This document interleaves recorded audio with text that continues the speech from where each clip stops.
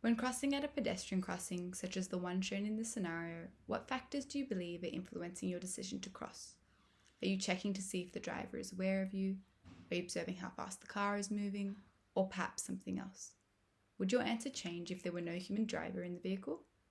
Research has shown that pedestrians tend to look for a driver when crossing the road, but only if the vehicle is close enough and moving slowly enough. From a further distance away, motion plays a larger role in a pedestrian's decision to cross. So what occurs in the case of a fully autonomous vehicle, where no human driver is present? Pedestrians indeed report a lower level of trust in fully autonomous vehicles than in human-driven vehicles, and researchers have been studying the effectiveness of external human-machine interfaces, or EHMIs for short, in improving pedestrian trust. So what exactly is an EHMI? It's really any external feature or component of the vehicle that allows other road users, such as pedestrians, to communicate and engage with the vehicle. The majority of EHMI concepts are some sort of LED designs, as seen in the left and right image, but they could also be something like a laser projection, as seen in the middle image. But how well do EHMIs perform in improving pedestrian trust? EHMIs have their own limitations, including visibility issues and the elusive nature of certain designs, and some researchers have argued that motion can be a more important communication cue instead. But how can we measure this?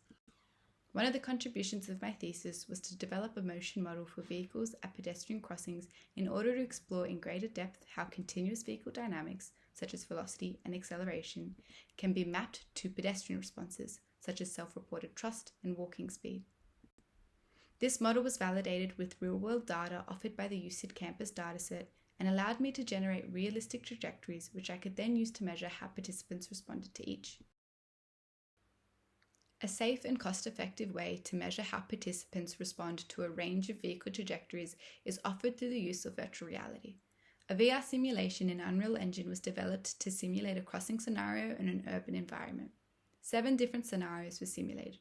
The first 3 scenarios all use the same nominal trajectory to approach the crossing, with the only difference being the appearance of the vehicle. We have the fully autonomous vehicle with no human driver present to the far left. Then we have the regular human-driven vehicle.